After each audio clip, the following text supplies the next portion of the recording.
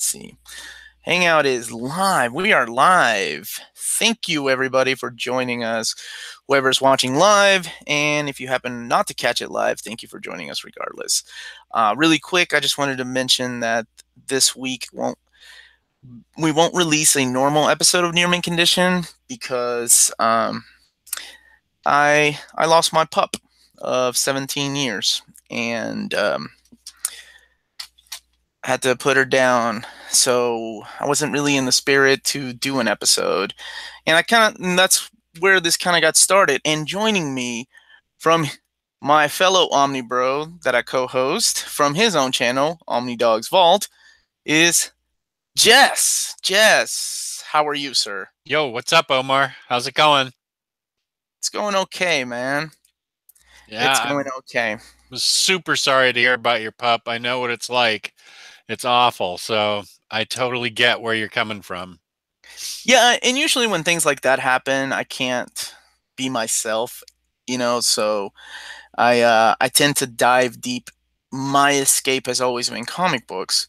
And I think that's where this got started. You and I started talking about books to kind of lift our spirits or, get us out of this funk that Right. everybody goes through. Because, I mean, everybody loses somebody or some people just suffer from depression and things like that, which is horrible. So that's kind of where this list started. And thank you again for joining me, man. Thanks for So inviting me. absolutely. I hope we have a couple of books that are on both of our lists. That would be great. Um, so I'm going to kick it off. So this is our list of books to kind of cheer us up when we're in a funk, when we're down. You're more than welcome to give it a shot, give them a shot, or if you have any questions, just add them in the comments. And my first pick is a manga called Gone. It's about a cute little dinosaur. He's a little T-Rex that goes around and kind of just beats the crap out of other animals because he takes no shit. He takes no shit from anybody. So all these animals like lions, tigers, bears, oh my, try to pick a fight with this guy. And it's about him like saving pups sometimes or beating the shit out of like eagles to eat. He kind of just wants to be left alone. There are 7 volumes. These were done by I think they've been reprinted now by Kodansha Comics, if I'm not mistaken. They were originally done by Paradox Press, which was the DC line of manga, and then CMX later on. But there's no dialogue. It's just pictures, great pictures. So even if you're not into manga, this is a funny little story about an angry little dinosaur that takes no crap from anybody, and I love it. And then like later on in here, it actually goes through the detailed information about what kind of animals you got to see and the stories and things like that. God, it's beautifully illustrated. Oh yeah, the guy is great. Tanaka, the artist, is phenomenal. To me, everything's so real, except of course, the ridiculous little dinosaur. Yeah. But yeah, Gone. That's my first pick. What about you, sir? What do you recommend? What Well, cheers you up? what cheers me up is the first thing. Well, when I'm really depressed, the only thing I can do is go to bed and stay in bed forever. But if I eventually get out of bed, what I want to read is something that makes me laugh. And nothing cracks me up as much as early Peanuts. I love the early Peanuts strips, especially these ones, with all these kind of characters that don't really play a big part anymore. Like here you have Shermie and somebody else, I think, talking about good old Charlie Brown, how I hate him. And Charlie Brown's just sort of Charlie Brown, Snoopy's still walking on 4 paws and they're doing all these goofy little things. And just looking at this just cracks me up. Looking at these early Peanuts drawings and just how surprised Charlie Brown is. And he's not really even the main character in a lot of these things. And Snoopy's not either, but it gets into talking about all these other little sort of ancillary characters that's sort of drifted away when like in the 60s when Peanuts got really popular. But these volumes, I just pulled out the first. Good grief! Introduction by Walter Cronkite. How old is this book? And this one's from 53 to 54, and I think more of the usual cast of characters starts appearing in these. And just the just looking at them cracks me up, and so I just love these early Peanuts characters and cartoons and comic strips. That's what cracks me up and makes me want to get out of bed and read. I'm so glad you suggested that. My daughters are both reading those, and they love those strips just as much as I did. I freaking love Charlie Brown. And I think my daughters are now, my oldest, she's in the 70s, so she's that Woodstock age, and right. Peppermint Patty, where a lot of the older characters are kind of going away. More new characters are being added, and she's like, oh, this is cool. I guess it's like X-Men, right? When old characters disappear, new characters are added. So I think that's really cool. Nice choice. So I'm gonna go with to my roots of superheroes, and I chose Green Lantern. Specifically the Green Lantern Rebirth story by Jeff Johns. This is the omnibus. These are collected in trade paperbacks and hardcovers, and I'm sure eventually in Essential, which is what they're starting. The artwork was done by Ethan Van Sciver. And why I chose this is because Green Lantern is all about the opposing forces against fear. And that is the one thing that I enjoy about stories like this, is that there is hope, that no matter what, things get better. And I think the epitome of a hero story, because I don't know if you're familiar with how Hal Jordan died during the Final Night storyline. Like, he was a villain. Like, he became Parallax. Parallax, yeah. Yeah, so he died kind of like a villain. Even Batman admits, like, he doesn't trust him, and he thinks that, he shouldn't be a martyr. He should always be remembered as a murderer. So this is kind of a story of redemption and picking yourself up. Oh, I can't recommend Green Lantern Rebirth enough. Jeff Johns. It's not, and I will say this is not my only Jeff Johns pick right now. That guy just knows how to hit me. Absolutely, Green Lantern by Jeff Johns, and particularly the Green Lantern Rebirth. And Rebirth, honestly, is a great jumping on point too for people that don't know the character. Great superheroics, awesome artwork, and it will get you hooked that you will end up buying all 3 Omnis.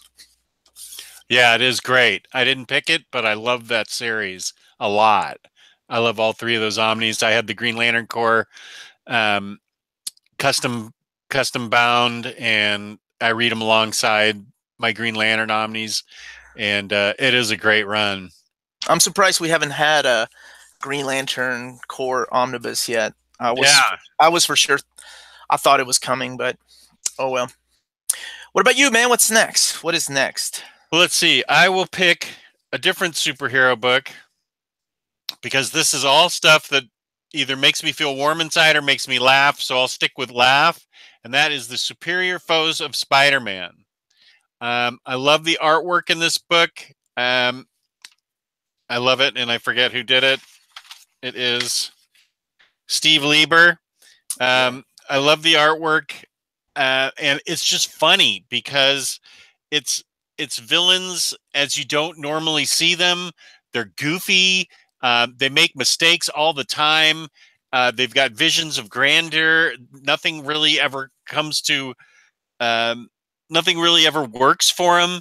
But they're kind of naive and goofy and lovable, even though they're trying to be villains.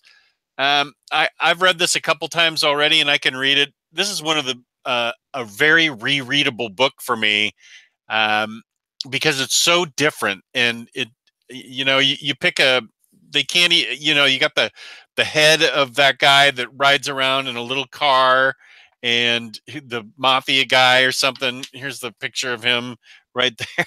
I just think that's so funny. And so I love just how kind of naive and ignorant and bumbling these guys are. And it's just well written by Nick Spencer. And I'm all about laughing when I'm not feeling well. And this book makes me laugh. Just the fact that Marvel said okay to this book makes me feel good to know that they got a sense of humor about themselves. And I'm not talking about the kind of parody that Not Brand is, but something that's sort of almost could be canon or written in the timeline, just about a bunch of bumbling, superior sort of foes of Spider-Man. So that one really surprised me too. I wasn't expecting to love it as much as I ended up liking it or loving it, because it was just a blind buy for me. I think I found it in actually the Facebook group for like $20, and it was one that I passed on originally because I don't really care about Spider-Man's villains as much, or the villains featured in that book. Yeah. But I literally read it like it was on a plane trip, and I loved it, and I wanted more, and I was so upset that it got canceled. And Nick Spencer to me is one of those guys that is kind of like hit and miss. I just now realized that this is an omnibus. Yeah, I didn't even know it was an omnibus. It's so thin; it cost $50. I didn't even pick up the fact that it was an omnibus. I've got it I have it improperly shelved. It's over with my regular Marvel hardcovers. I'm going to have to reorganize everything now so I can find a place for it. Frick. Oh man. Okay, so I cannot talk about stories that lift me up without talking about my roots, and that is X-Men. And I can't believe a Chris Claremont story didn't really make it into this list. I can't believe I went during the 90s run, but I love the wedding of Cyclops and Phoenix. And they're not even like two of my favorite characters, but just the way that the story is written, mainly issue 30 of X-Men, I just absolutely adore. I love the way that it's up to Professor Xavier to give away, his daughter. And even though Jean Grey's parents are still alive, I thought it was awesome. I love the dialogue. I love the... Oh, man, hold on. Let me show you this page. It's this page where Professor X is like still teaching these grown men a lesson. And it's pretty much their Bobby and Archangel and Beast. They're all trying to figure out how to do the bow tie. And they can't do it. And as they're trying to figure out, Professor X just takes it and he ties it as he's giving this beautiful speech about how each one of them is special and things like that. I thought it was wonderful. Wolverine doesn't even make an appearance, or Wolverine makes a little bit of an appearance by telling Sabretooth not to fuck up the wedding. Love that. And of course, this beautiful moment where Jean Grey doesn't give a shit that everybody is watching her using her mutant powers to dance with her father. I love that because, as you know, Professor X during this time was in a wheelchair. And this story always puts a smile on my face. I love it. Well, I haven't even read that story, so that was good. That gets me interested in the story. Yeah, it is well done, my friend. Well, since you went to your roots, I'll go to my roots because this reminds me of when I was a little kid. And when I was a little kid, everything was okay. Nothing was wrong. Everything was okay in my world. I didn't have a mortgage. I didn't have a kid. I didn't have a wife. I didn't have a car. I didn't have to worry about anything. And for some reason, I couldn't wait to be a grown-up. What a ripoff that feeling is. Then you get to be a grown-up, but you can't wait to be a kid again because it sucks being a grown-up. But what reminds me of my childhood is Silver Age Flash. So this is... Whoa. I know. This goes way back. This is the first comic I truly fell in love with, and that's because of Carmine Infantino's art. Because the stories, quite frankly, you look at them now, and they don't make a whole heck of a lot of sense. There's some kind of science supposedly involved, but it's really pseudoscience. Science. I love science in comic books. They're so awesome. I know. So the stories don't make a lot of sense. He's vibrating through time or vibrating through a wall or has some super intelligent gorilla he's battling. But I just loved the artwork, and it made him feel so real to me as a little kid. Nothing makes me feel quite as good as I'm gonna show another couple Silver Age books too eventually, but that's these stories were all back in the 60s. These were comic books written for like 10-year-old kids, basically, at the most, maybe 12-year-olds. So they didn't have to make a lot of sense. But Carmine Inventino and whoever his inker was at the time, they put everything into it. And I'm not saying the writers didn't put everything into it, but they put everything into these drawings, and I love how fluid the Flash is, and I just love how brightly the colors all pop and stuff back then. So this is going back to my roots, which is the 60s. They don't call me the Silver Fox for nothing. Is that what they call you? That's what some people call me. You call me the Silverback Gorilla, which I don't know how to take that. I think it was Silverback Daddy, not Silverback Silverback Daddy. Gorilla. Okay. And I don't know which one's worse, honestly. Yeah, so that I love. That's going back to my roots, and I've got a couple other Silver Age ones that I can show too. Good. So keeping in the trend of superheroes, I'm gonna go with Daredevil, and particularly Daredevil Born Again, because Daredevil's mantra is always the same as his father's, right? To never give up.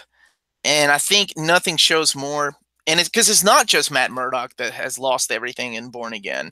I don't want to give too much spoilers away, but it's, Karen Page and Foggy. Everybody's lost something. But I think it's such a wonderful story about just coming back and not giving up, just like his father, right? Now he kind of the story does peter off towards the end. I'm not gonna lie, but the message is still there, and the message is wonderful. And actually, this particular book has one of my favorite quotes, and it's Frank Miller, and it's a little cheesy now that I think about it, but I still love it. It's the one about a man without hope is a man without fear. When he's explaining how crazy, like he has broken Matt Murdock so much, now he's afraid of Matt Murdock, and I think that's so badass. But that particular story, I couldn't choose between Born Again and Man Without Fear, and honestly, Daredevil by Mark Waid has been phenomenal too. But I went to Born Again because that's one of my favorite Daredevil stories. I second that. Yeah, Frank Miller's Daredevil is awesome. I'm not going to show any more Silver Age stuff for right now. I'm going to take something modern that cracks me up and reminds me of what all the Omnibros could have been like if we had all met when we were 17. And that's the Elting Vil Club. You were telling me about this book, so tell me more. Tell me more. Dorkin, right? Yeah, Elting Vil Club, comic book, science fiction, fantasy, horror, role-playing.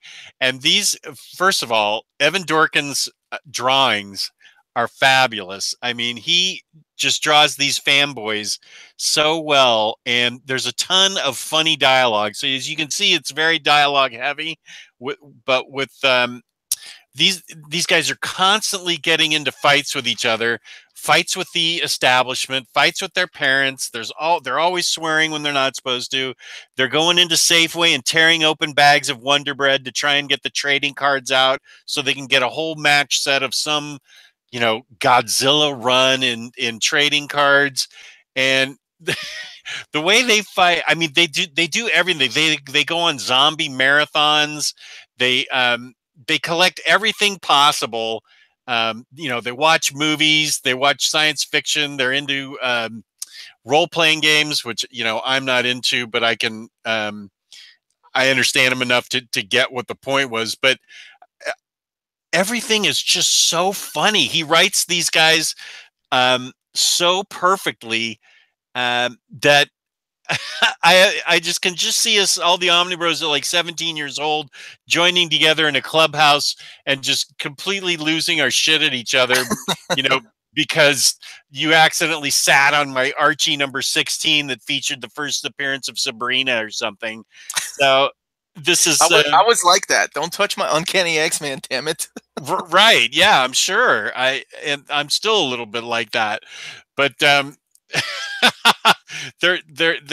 they call they just the way he just writes these guys is so funny. The way they collect everything possible under the sun and see every science fiction movie and are so disappointed when a movie, is no good. I wish it was still going on because I'd love to hear Evan Dorkin's take on like the current Marvel movies or Black Panther, something, what these guys would have to say about it. I'd love to see more about this. Um, but this is a collection that just cracks me up all the time, and I love it, and I think you'd love it too. It is dialogue heavy, but I'm it okay with is that. it is all funny dialogue. It is really, really well done, and I love Evan Dorkin's drawing. So I love that book. It makes me feel good. It makes me feel better about myself because I'm sure there are tons of kids out there that are just like that, and I'm sure I was just like that, and it just makes me feel better that I'm not like that anymore. Because I could be No, like that right I now. I haven't read that book. And one more time, what is it called again? It's called The Elting Vil Club by Elting Evan Vil Club. Dorkin from Dark Okay. Horse. Now I have read his Milk and Cheese, and I was a big fan of that. So Yeah, Milk and Cheese is great that's too. one that I'm definitely going to pick up. Um, well, let's see. I would go on with something funny, but I'm going to make it a little sappy. But these books actually, they have a way to cheer me up because I think my thing is all about hope. So this is Spider-Man Blue, and a lot of people say that this one is really sad. Um, while I agree, there's also a sense of like saying goodbye to the past. So if you don't know what Spider-Man Blue is, without giving too much away, it is a story. Have you read this, Jess? By the way? I haven't. Oh, No, I you haven't. haven't read Okay. it. No, I haven't. Oh, it's beautiful, man. This is Jeff Loeb. This is one of the few Jeff Loeb Marvel works I actually enjoy. So it's a beautiful story about how Peter Parker finds a tape recorder and he starts talking to Gwen Stacy. Of course, Gwen Stacy was his love that lost her life on the bridge after Green Goblin killed her, forced Peter to accidentally snap her neck. So he finds a tape recorder and it's about it's a flashback, Tim Sale on artwork. Um, and it's wonderful because Mary Jane finds him talking to this tape recorder. And of course, Mary Jane is his now wife during this time. And she knows that he's talking to Gwen, okay with it. And it's kind of like saying goodbye to the past, but because there's always hope for a future. And I think that's a great way of doing it, especially with the little tape recorder. I thought that was awesome, and there's some awesome Tim Sale artwork in here too. Mm-hmm. But yeah, this one, I mean, it'll make you cry, but it'll put a big smile on your face too because it's got a good message at the end. Definitely check that out if you haven't, and you should read them, Jess, because that's a great story. Okay, well, I have the complete collection of yellow, blue, and gray Yeah, or whatever. and I think that it's available in trade paperback, and it's also been like like a Marvel Premiere hardcover. It's had 3 or 4 different printings. I hope it's still in print because it's a damn good book that should not go out of print. Well, speaking of out of print, Benjamin in the chat is saying that Eltingville is getting close to going out of print, so you may want to nab this Oh, sooner rather than later. absolutely. You don't want that to skyrocket in value. You want to get that because then you'll become one of them. You'll become an Eltingville member yourself. You don't want that to happen. Nobody wants that to happen. No, and it's not expensive. It's a cheap book. My next pick, this made me smile from the first day I saw it as a kid, not as a kid, as a young adult. But I comic strips have always been were my first escape before even comic books were, and so I still read comic strips to this day, and the breath of fresh air that blew in the mid '80s was unlike anything since probably the beginning of Peanuts, and that is Calvin and Hobbes. Yes. Yes, thank you. Thank you. I'm so happy that you brought that up Oh my because gosh. I was going to. Good, because there is nothing like Calvin and Hobbes in the world. These books are so big and unwieldy. That's probably the only problem with them. But Bill Watterson is an absolute genius. He's a genius artist. He's a genius writer. I mean, it's not. I don't throw that word genius around, but he is truly amazing. And this book always, when you've got 3 or 4 panels and that's it to make somebody laugh, that is, oh man, that really a major achievement. I can't. I love that book so much. Yeah, and I'm so glad. I'm sad and both happy that it was, it wasn't as long as I remembered, like how long it went. I thought it went right. on for like 30 years, Yeah, right.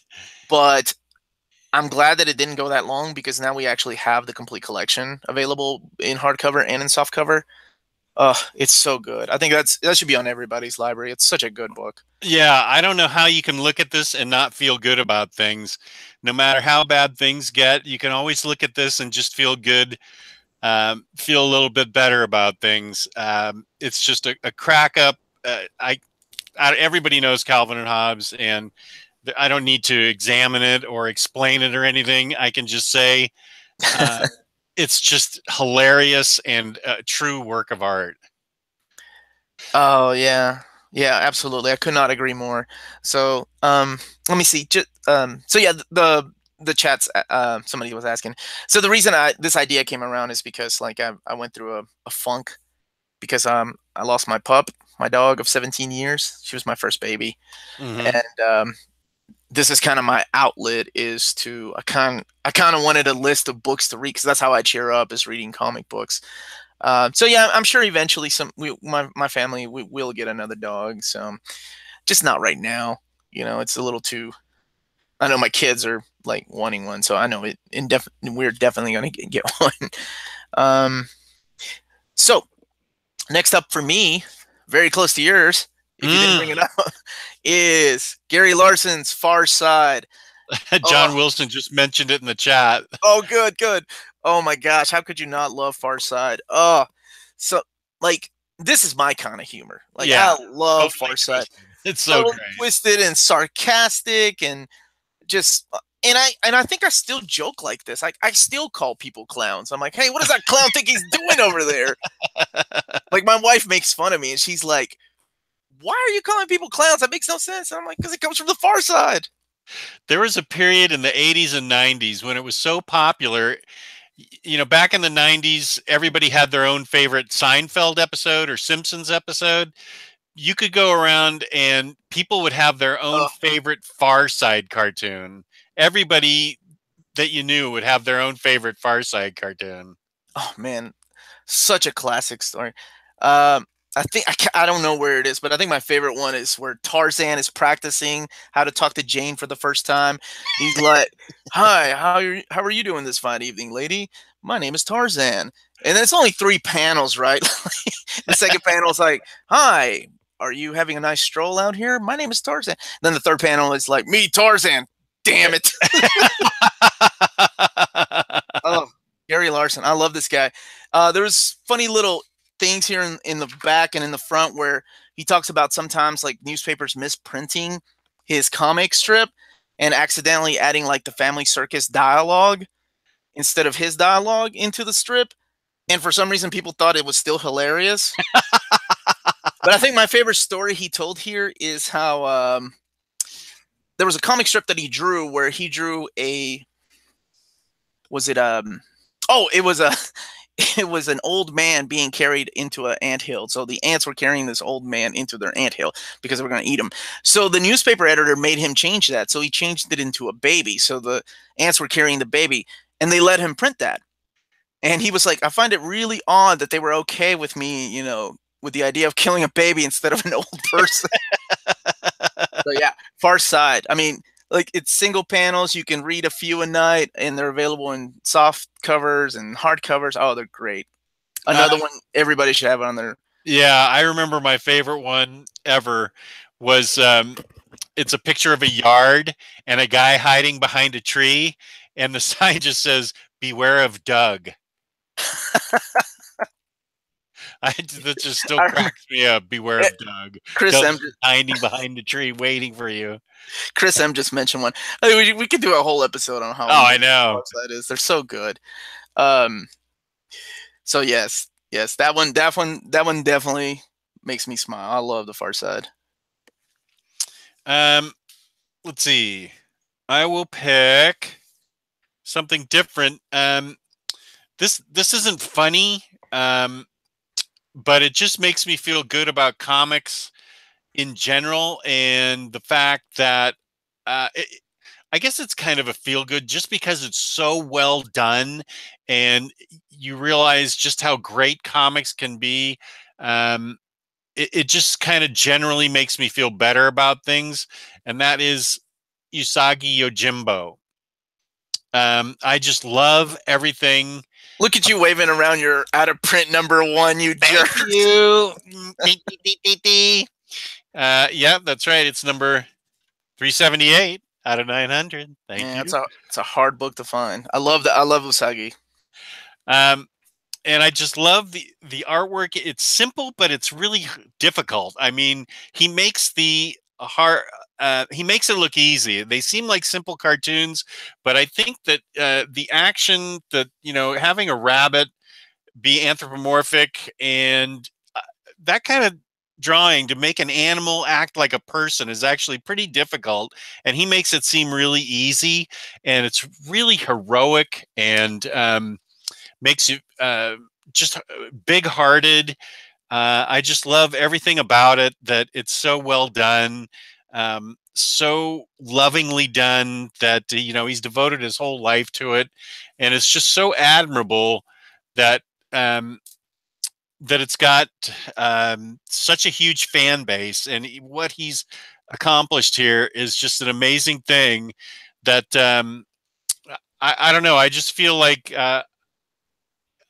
better about things when I read a book like that, where a creator's just poured his whole life into it, and it's uplifting, and it's just a really great book. It's not funny or anything, but it does make me feel good um, about life in general, that somebody can create something like that.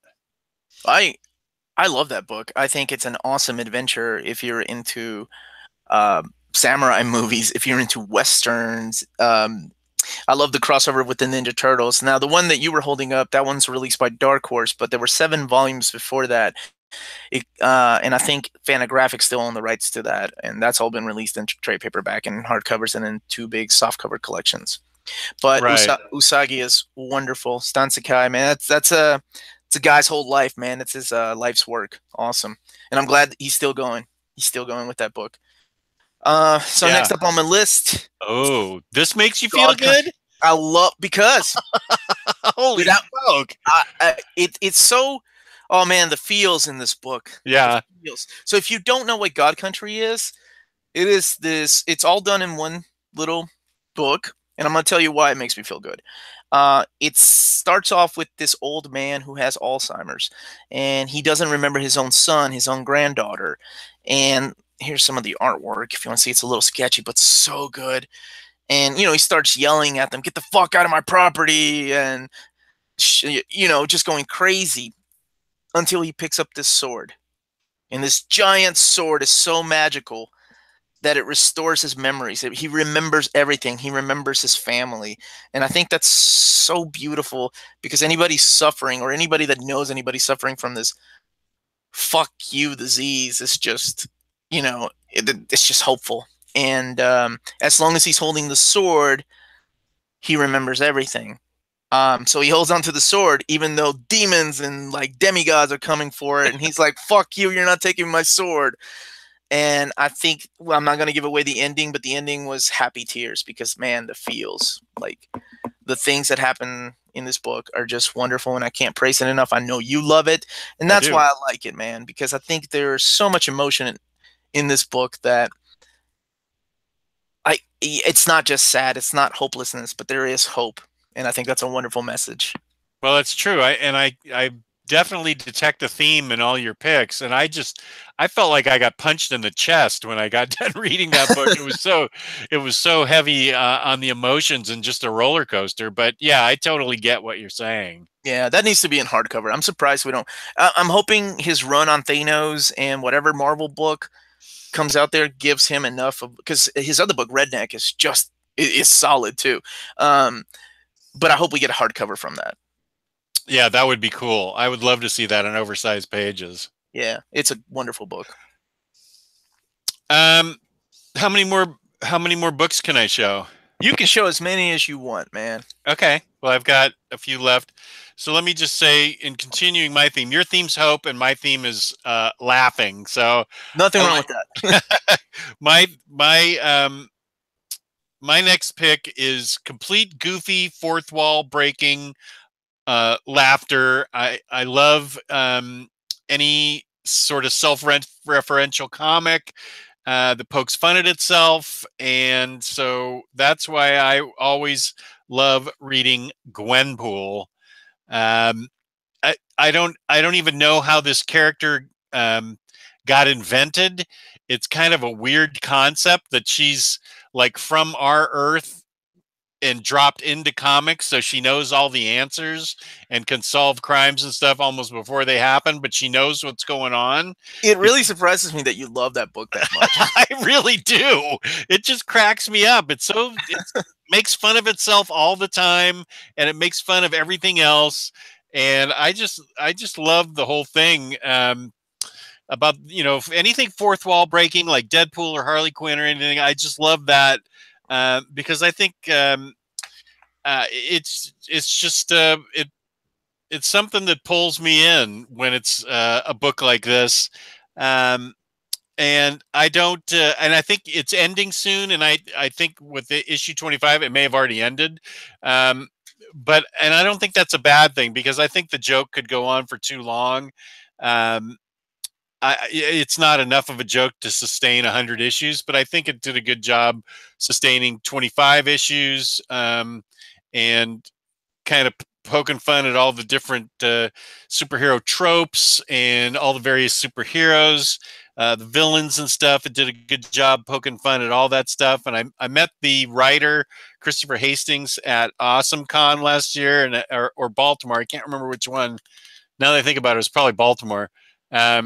But I let him know how much I really loved it, and he was really appreciative. I don't know if he invented Gwenpool or where Gwenpool's first appearance was. Yeah, you got me, man. I think maybe like it was just a joke cover. Maybe like wasn't it a cover of a toy or something? Maybe so. I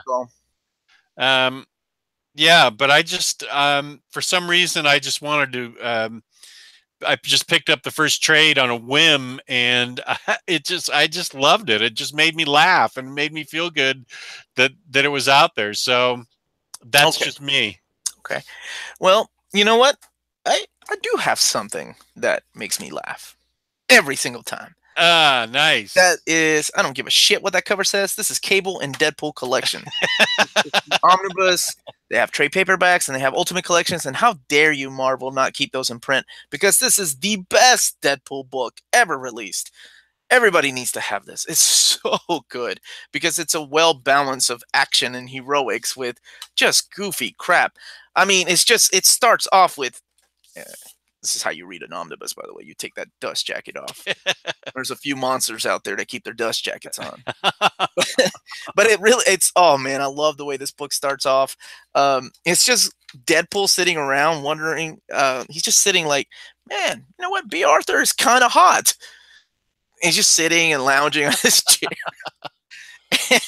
And then by, this pure coincidence, Cable shows up, and by the end of issue 1, they're merged. So Cable does this thing where he teleports, and he can no longer teleport without dragging Deadpool along. So that's kind of how they get stuck in this buddy cop comedy. Man, it's so good. The story, if this is Fabian Nicieza, I know I've raved on about him, one of my favorite writers of all time. And to me, he is the voice of Deadpool. I know people love Joe Kelly and Gary Duggan, and I know nobody really says Daniel Way, but no, Fabian all the way, dude. This is awesome. This is thrown back to the Heroes for Hire kind of day of Marvel. This is so awesome that Cable, spoilers, but not spoilers, was dead for like the last 8 issues. That they just kind of, Marvel was like not gonna, they were gonna cancel the book, and Fabian knew it, so he just kind of used whomever. It's like Deadpool and Winter Soldier, Deadpool and Doctor Strange, random characters that he always just wanted to have fun with, and it shows. This is where Bob, Agent of Hydra, shows up.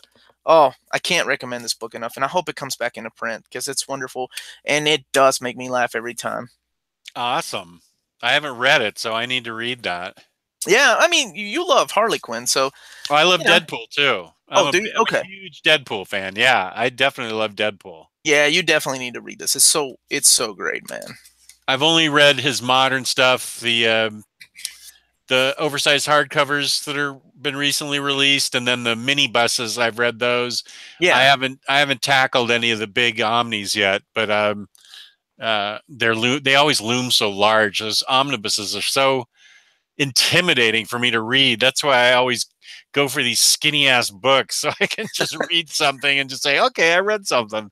Oh, okay. I do the same thing where I'm like, sometimes it intimidates me with the few, like the size of it.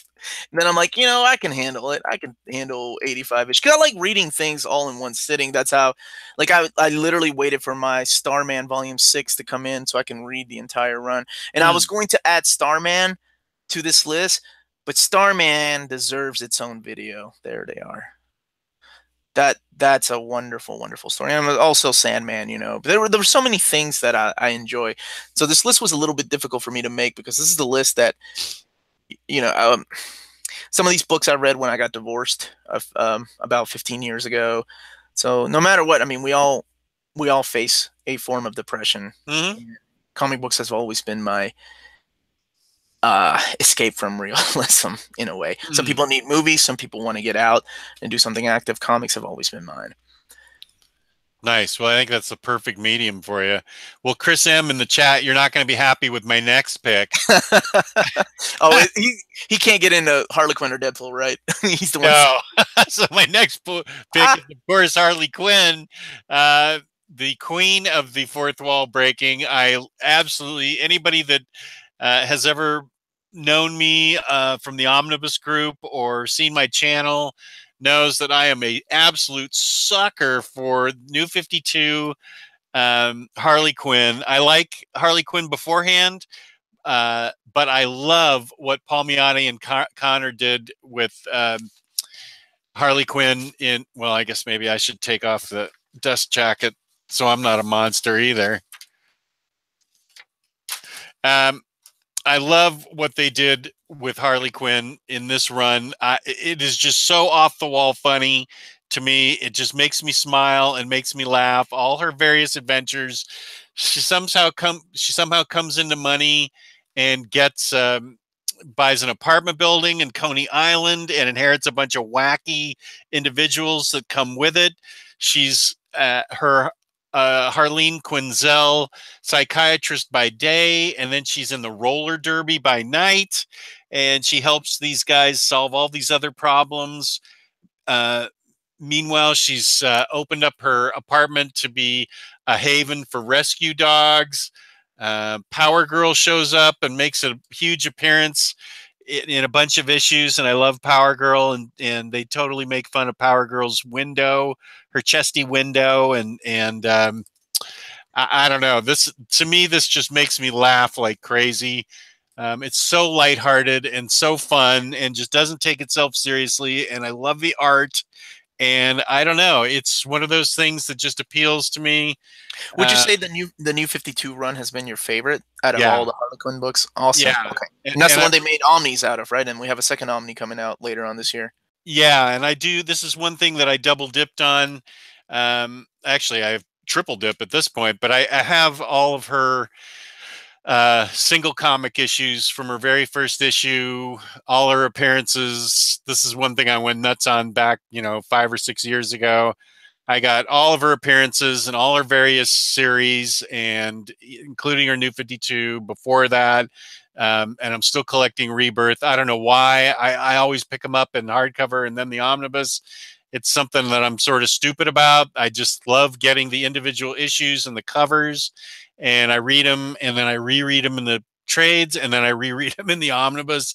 That's kind of my weak point. She's my kryptonite. She's my Tequila's gal. always been mine. Yeah, she, she's my tequila. Yeah, I just love everything about it. It's just so Oh, great. that is a gorgeous book. I'm guilty of only having read like the first few issues, so I haven't read a lot of the New 52, and I own that omnibus.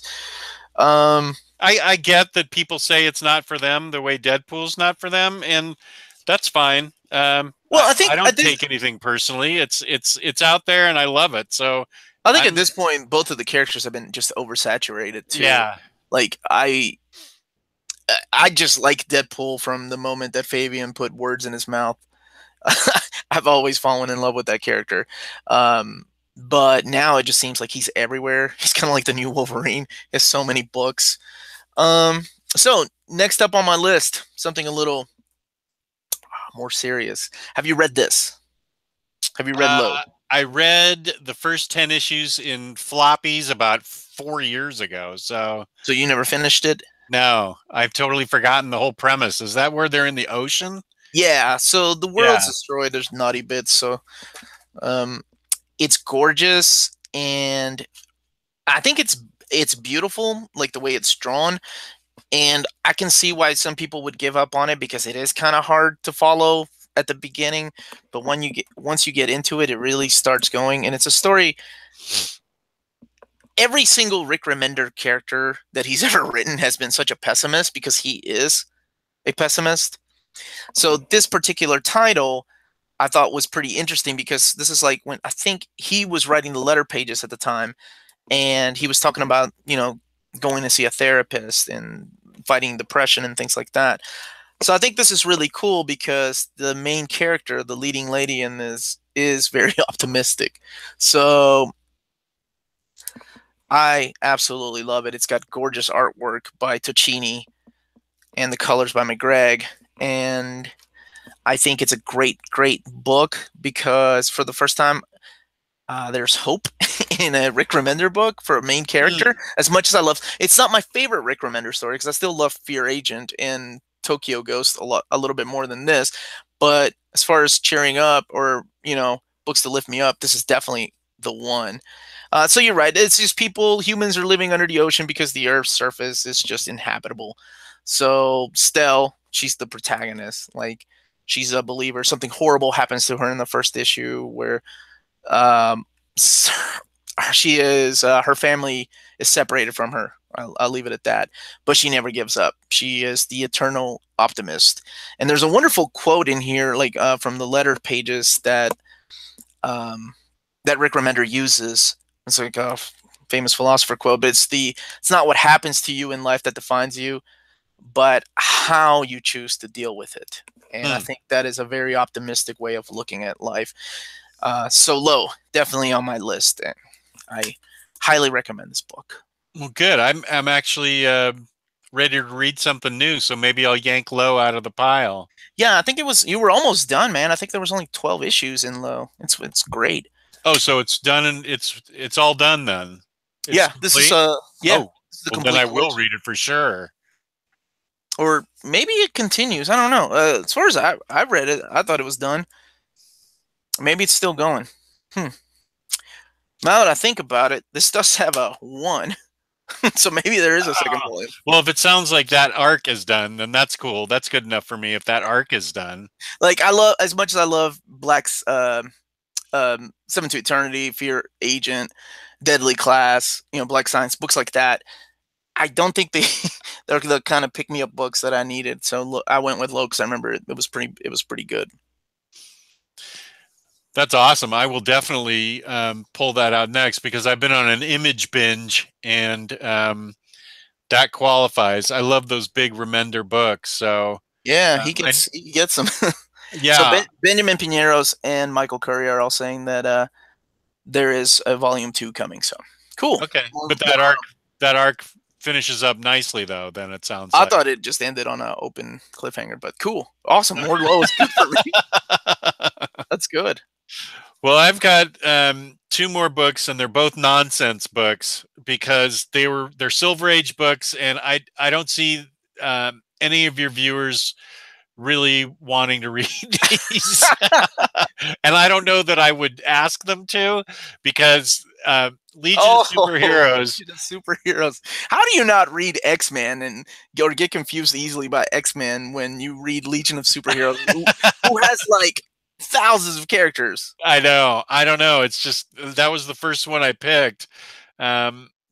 This Legion of Superheroes makes no sense whatsoever. It's another one of those sort of plays around with science books because it's based on the future. But I love the artwork, the old school artwork with the colors that really pop.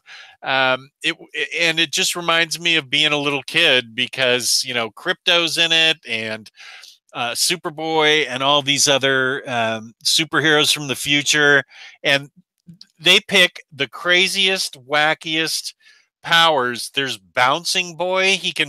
He's like can balloon himself up and he bounces. That's a superpower. Who thought of that? Yeah, that's the kind of shit I was talking about. It doesn't make any sense. And Colossal Boy, he could become really big. And I love looking at these and thinking about if these guys made it, well, who didn't make it, and just how lame they really must be. But this is really this and the next book that I have just remind me so much of being a little kid walking 5 miles with my friend to the gas station or whatever where they had comics or the drugstore and going to the spinner rack and picking these books up for 12 cents. Those were the days to me. I mean, I was Paying 12 cents for comics? Yeah. Look, there has always been this amazing theory that comic books should not cost more than like a candy bar or something like that. I've always heard that when I was a kid. And oh my God, they're so expensive now. Sorry. Oh, I know. You said 12 cents, and that's what it kind of reminded me of. Yeah, I could take my $1 and come home with like 6 comic books and 6 or 7 comic books, and I just never thought anything different. That's just what they were, and that was controversial because they used to be a dime for like 30 years, and then they went up to 12 cents. Well, not 30 years, but 25 years anyway. I think I started at 55 or 65 cents. I can't remember. Whatever Uncanny X-Men 168 was, that was 60 cents maybe. But yeah, I remember. Oh man, it's like $4 now. And some books are $5. Yeah, that's why I like trade paperbacks so much because you get it, exactly for what 2 comics editions cost, you get yeah, exactly. It's crazy how expensive they are now. So yeah, that's I'm dating myself obviously by talking about 12-cent comics, but 12 cents. That's awesome. I know. Good for you, man. Okay. So next up on my list is one of my favorite. I told you Jeff Johns was going to be on my list again. So I am going to talk about this amazing book, and this is Jeff Johns, JSA. This is volume 2. I chose volume 2 because it has one of my favorite moments in here. So yes, you do notice a theme with my books that I've chosen. It's all about hope. Again, take the dust jacket off. In volume 1, there was this awesome conversation between Jay Garrick and Mr. Terrific. Have you read these, by the way, Jess? I haven't. Oh. I read some JSA in floppy form, but I haven't read the whole run. Yeah, so these are done by David Goyer kicked it off, and then Jeff Johns started doing the dialogue, and then eventually took over the book. In issue 25, right after the return of Hawkman, there's this awesome moment where Mr. Terrific is talking to Jay Garrick. So Mr. Terrific is atheist because he is like the third. I think he's always been labeled like as the third smartest man in the DC universe. And Jay Garrick is talking about souls and hope, and Mr. Terrific is like, souls? What are you talking about? That doesn't make any sense. And Jake goes on to tell him that him and his wife adopted a kid because she could never have one right after the war, and the kid ended up dying of pneumonia after 2 weeks. And Mr. Terrific had lost his wife that was also carrying a child in a car accident. And I think it's a wonderful moment between those two characters. And Jay Garrick says, I know you don't believe in anything, but if there's any damn justice in this universe, you will see your wife and kid again, and I will see my son. So there's this beautiful moment, without giving too much of a spoiler, that Mr. Terrific kind of flatlines and gets to see his wife.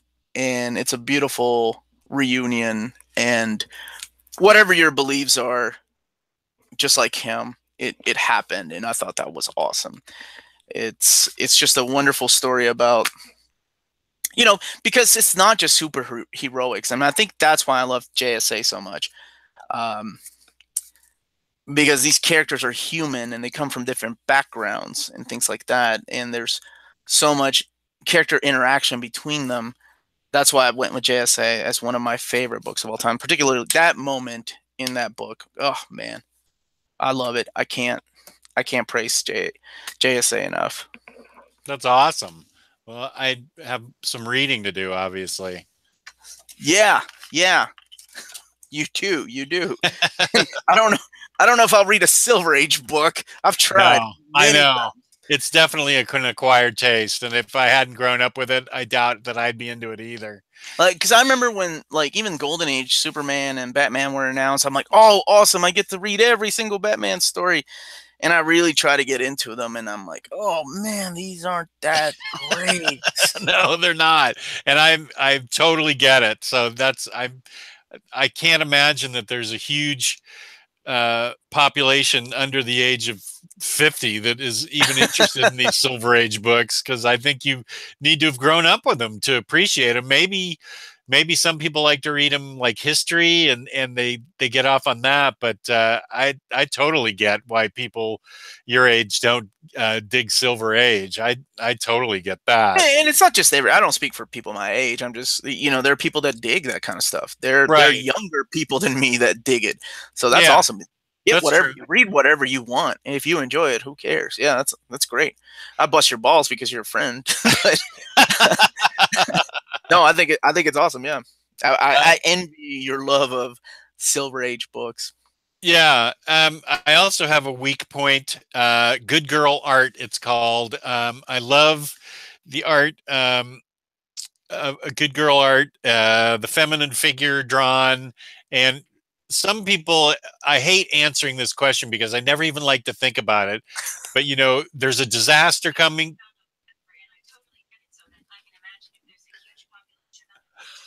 Did you hear all that?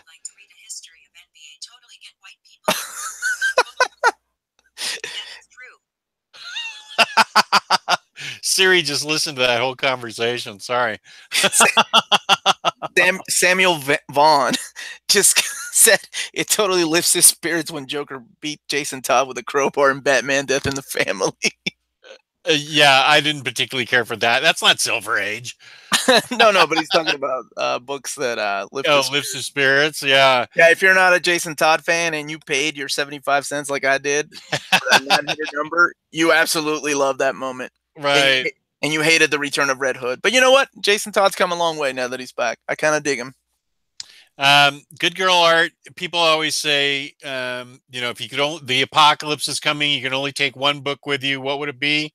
The one book I would take with me is my favorite book that I own, and that is Naughty and Nice by Bruce Timm. This is a whale, and it's my favorite book. I can only show you certain pictures. I can't show you that picture. Can't show you that picture. Can't show you that picture. You and your classy smut. I love it. I can show you this picture. It's all his drawings.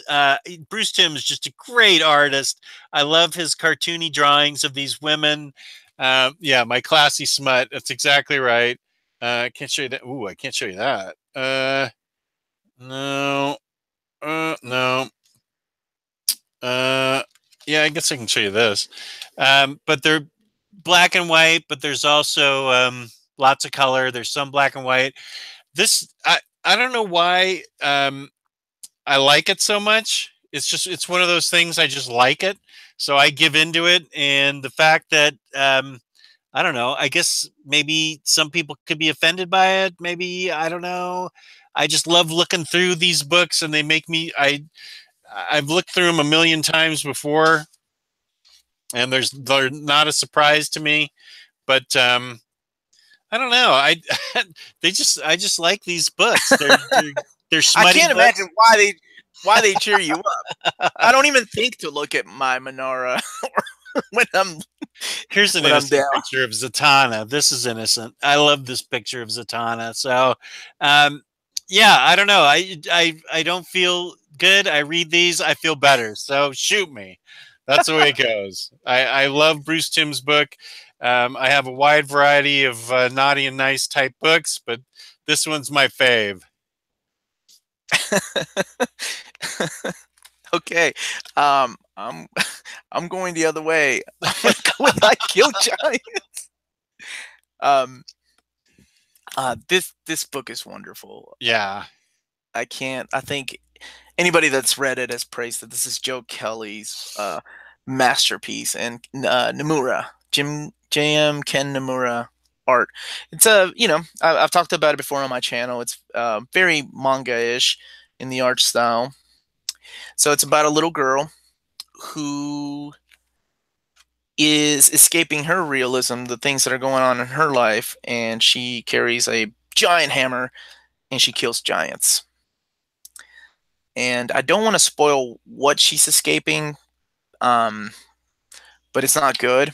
Hmm. And Joe Kelly wrote this as his father was passing of diabetes. He had complications with diabetes, and he was taking him to dialysis, so he needed an outlet. So he wrote the story of this little girl, and this is getting made into a movie that fights giants instead of facing her reality. And eventually, she has to face her reality, and I think the very ending is very hopeful. If you've never Yeah. read this, do Hmm. yourself a favor, stop watching this stupid show. No, wait. After you Wait watch till this it's show, over with. wait till it's over and go and buy this and read it because you won't regret it. And I think this is the most one of the most uplifting quotes in the book. It's the very beginning, and it says, "To those fighting their own giants, you're stronger than you think." And I think that's beautiful. Um, That is awesome. That book is fantastic. I read yeah, that a couple years ago, and it is awesome. Way yeah. awesome. I'm with you, Benjamin. I hope that Image releases an oversized hardcover to coincide with the release of the movie. Because I waited, I read it digitally, and I was waiting years, and I found it at Half Price Books last month, and I'm like, I have to have that on my Mm. bookshelf. So I found it cheap enough, and I had a coupon, so I think it was like $5. So until it comes out, this is the place. This is what I like to call the placeholder, which I have a lot of because I'm an idiot and I double dip and triple dip. I'm right there with you. I'm glad I'm not alone. This journey is lonesome. uh, Yeah, speaking of double dipping, I have all the issues in comic book form from the Silver Age, and I realize that someday they're probably going to get sold. So that's why it's just a fact that someday they will get sold. Even though my mom was always saying, "When are you going to sell those?" My wife is always saying, "When are you going to sell those?" And now my daughter is saying, "When are you going to sell all those?" So I know eventually one of those women is eventually going to get their way, and I'm going to have to sell my comics. So that's why I picked up Supergirl ah, in omnibus form and I can't wait for volume 2. I can't wait for I volume 2 of Legion of I Superheroes love to that come cover. out. Love Yeah, that. that is a great cover. I love the fact that Legion of Superheroes 2 is coming out, and I love the fact that Supergirl is coming out. The omnibus. These are so innocent and so um, hokey. I mean, it's really Supergirl could not be written more chauvinistically than they wrote her in this book. I mean, she's got boy problems and pet problems, and there's no hint of any kind of equality or anything with Superman. She's just this little.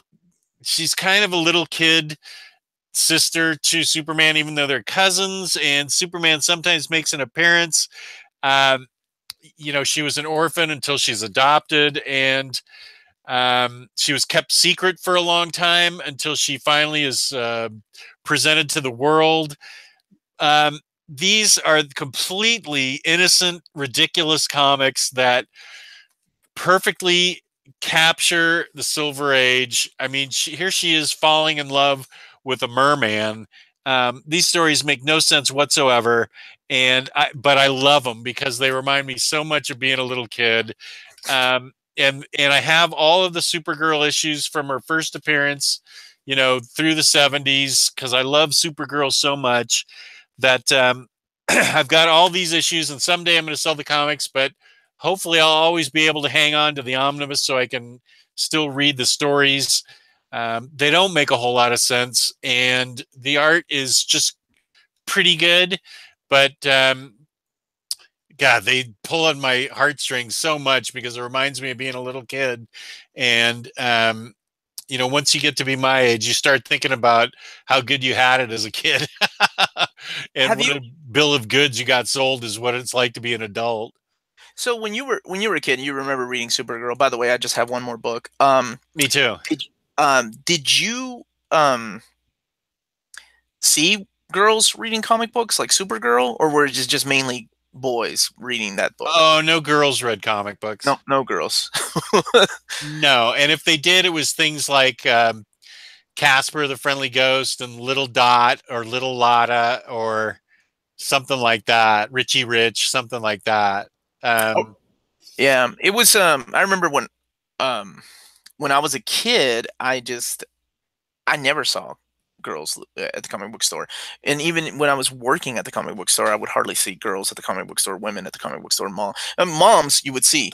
And then I think in the mid '90s is the first time I ever noticed like girls at comic book stores reading things like Sandman, of course, yeah. things like that brought them there, and I'm like, oh, this is cool. Girls are comic book readers. Yeah, that's one thing when I I was started. curious back then if any of them read that Oh stuff. my God, no. And I remember going to San Diego Comic-Con like back in 76 or something. And I don't even think there were girls behind the tables helping their husbands or boyfriends or whatever. That was back when it was just comic books.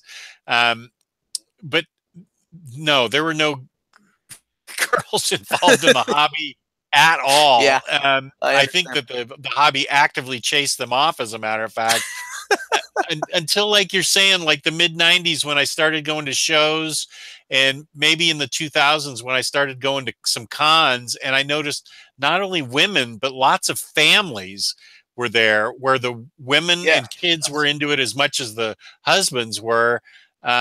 And that to me is a really hopeful sign that all these women and families are into comics now too, because that's a whole new audience.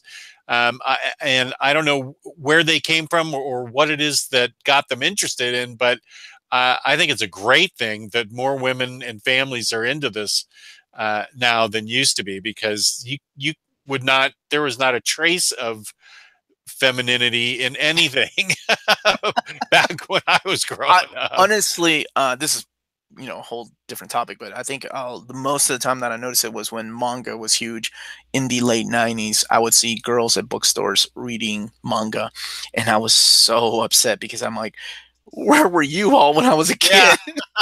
exactly. So I think it's awesome, and yes, there are. I have friends now that read comic books with their families. I have friends that read comic books because they're genuinely interested in the characters, not just stuff like not just stuff like manga or independent stuff, but actually superhero stuff. And I think that's awesome. Mm-hmm. Um, so for my last book, I've had this one for years. It's called Wings. Hmm. It's a little manga, but it's a Japanese artist, but it's done in the traditional American style from just left to right. with beautiful, beautiful artwork. Oh my God, it's making me cry already just looking at it. No, no words, no dialogue. It's a little story about a guy that finds a puppy on the side of the road, and so it's not just an ordinary puppy. I could show the whole story here because since the title of the book is called Wings, the puppy has wings. Oh. And the puppy grows up to be a dog, and uh dog behaves really badly, and just little hijinks, and something kind of sad happens at the end. I'm not gonna get into, but Oh my God, I can't take it. But it's a story. But it reminds me of just being hopeful that we will eventually get to see our loved ones again. I love this story. I've had it for years, and I pulled it out the other day because I noticed it was up there. Keeping it next to my dog's picture. Sorry, got a little sappy, but God, I'm all choked up just thinking about that book, and I haven't even read it. You don't read it; you just look at it, man. Well, I don't even own it. I haven't even looked at it, and I'm all choked up just thinking about it. Beautiful artwork, man. Yeah, it's wonderful. Somebody was asking earlier, no love for Gru. I'm going to be honest. I've only read one issue of Gru. I've read 0 issues of Gru, so I don't know. I got one more on you. Yeah, apparently it's huge, and I'm waiting for a collected edition, like an omnibus edition or something like that. So hopefully we'll get something like that from, I think Dark Horse still owns the rights, or is it Fantagraphics? I don't know. Yeah, I don't either. So hopefully we'll get some kind of collected editions from them. Like, I think for some reason I want to say they announced like a library edition or something. Well, my last book is something that all your viewers are going to hate because it's more Harley Quinn. This is The Art of Harley Quinn, and since I like looking at pictures of comic book girls, I love looking at this collection of all kinds of famous scenes in Harley Quinn history. And this doesn't have any complete stories. It's got a lot of writing in it and stuff. It's a typical art book, it's got writing and a lot of really cool drawings and paintings in it. That painting by Alex Ross is famous. But it's all, I just love, I can look at this book a lot. Just wandering through it, meandering through it. It makes me feel good because I love Harley Quinn. And part of what I love about her is how all these different artists draw her. And she's usually Terry Dodson. Yeah. Yeah. She's usually drawn. She's usually drawn for fun. That's in a kind of funny way. I don't dig the Arkham Asylum Harley because I think she's kind of a killer, and I'm not into the killer Harley as much as I am the beat him with a hammer but don't kill him Harley, if that makes any sense. I like that she's a strong female protagonist, but I don't particularly, I like her less as Joker's girlfriend and more on her own and independent. That's where I really like her, when she's on her own and not sucking up to Mr. J. So this book has lots of covers, lots of drawings, and some writing and explanations and stuff. And it's just fun to look through, page through and see my favorite covers. And huge, this book is huge. Let me get an omnibus to show you the size difference. Here's the omnibus, and the book behind it is the Harley book. So it's pretty big. Wow. It's one of the bigger books I own. Not as big as Nemo, the computer ruining Nemo. Knocked my Coke over onto my keyboard. But yeah, I just love that book. It's just fun and is lighthearted and makes me feel good about looking at it. Okay. I'm also a fan of art books too. I never think about looking at them. Maybe because I just want to read. I don't know. So Sledge says that Dark Horse owns the rights to Gru, and I'm willing to check it out. I've always heard great things. It's Sergio Argones, right? Argones, the guy that did a lot of the Mad stuff. Okay, I'll have to check that out. So I guess at this moment, before we end the episode, I will take it to the chat. Are there Can you guys in the chat like suggest some books that you all Mm-hmm. find uplifting or happy or whatever it is? Like my man said earlier with Joker beating the shit out of Jason Todd with a crowbar. That's pretty funny. I found out I remember finding that scene very dark, man. He's like, Oh my God, remember yeah. he trying to get a James Starlin wrote that, didn't he? He's really good at writing deaths. He was trying to get out of the room, trying to get to his mom, and you're like, he's gonna make it. Oh crap, he's not. Benjamin, it is Shinzuki Tanaka is the guy that wrote Wings. It's a cute little book. It's just that big. My kids have looked at it. It's just cute. I will read anything but Harley and Deadpool. Well, a third of this conversation was dead to him, man. I suggested one Deadpool book. And I got two Harleys in, at least two Harleys in. Michael Curry, I agree. Day Tripper is wonderful. I thought about putting that on my list, but that one, it's a book that makes you appreciate life. Right. It's a wonderful read if you haven't read it. I almost put that on my list, but I think it made me more sad than cheering me up, even though it has a very good message about living life to its fullest. Right, I agree. Jess, you must read SpiderMan Blue. Okay, I will. I'll read that and Low this week. Yeah, Low's solid, and I just found out there's a volume 2 coming out, so yay! We learned something. I did. Oh yes, Ecstatics. I loved Ecstatics. Have you read that, Jess? I haven't. Mike, okay. I know. Well, go ahead. Fine, I'll forget about it. Oh, it's Peter Milligan, Mike Allred, the guy that did Madman. So it's really, really good. But I found the halfway point, literally half of the omnibus, right after X-Force, right when it became Ecstatics. It kind of started petering off, like the humor kind of started dying off. Like I just didn't find it as charming as I did towards the beginning. By the time they get to the resurrection of Princess Diana, which that's who the character was supposed to be, but they couldn't legally use her, so they had to change her to the princess.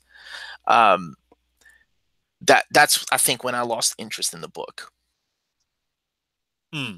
But it is great. It is funny, and it's ridiculously funny at points. Good.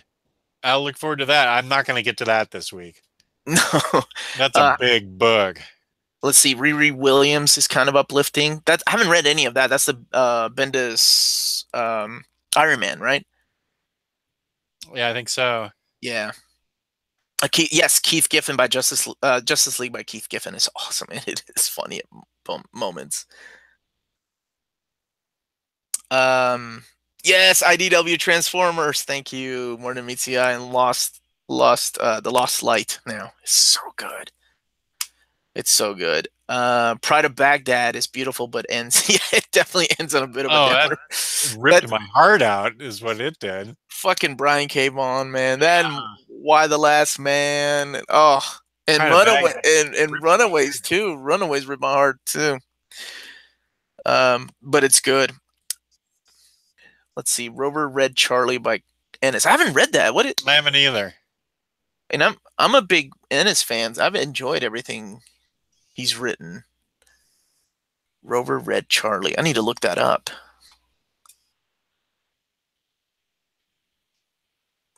Yeah.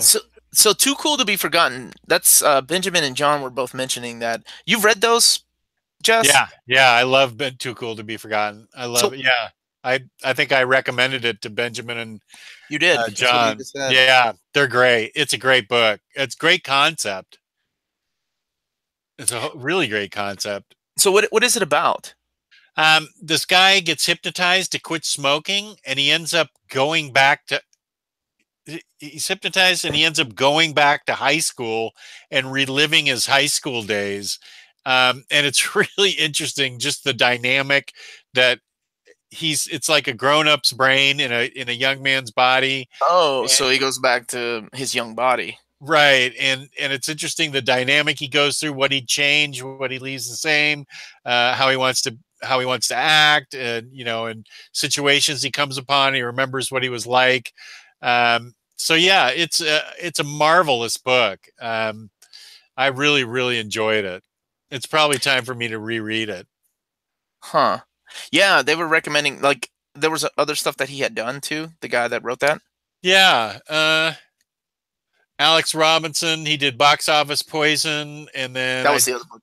yeah, um, and then I think he did something called like More Box Office Poison. He did Tricked.